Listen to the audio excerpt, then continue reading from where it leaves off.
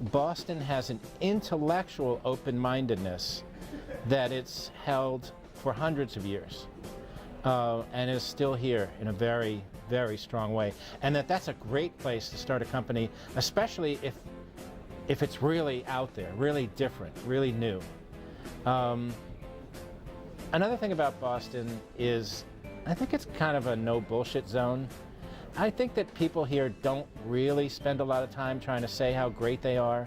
They don't really spend a lot of time trying to bullshit somebody else because, first of all, I think here we don't really enjoy that.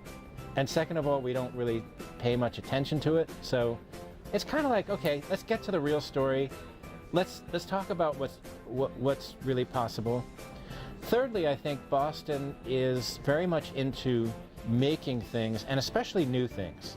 And the idea, if you come in and you say, I want to make this, it's like, wow, that's never been made before. That sounds cool. Let's work on it, as opposed to, wow, that's never been made before. Are you out of your mind? Why don't you pick something a little more doable?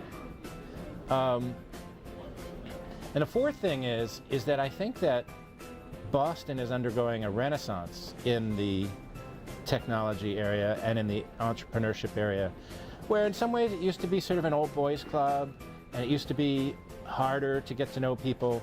I think all of that has just gone away. And Boston is easy to get to know people, easy to find people, easy to get meetings.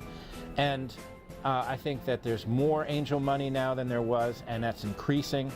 And I think that Boston is a good place to start your startup because it really builds, I think, on what's new.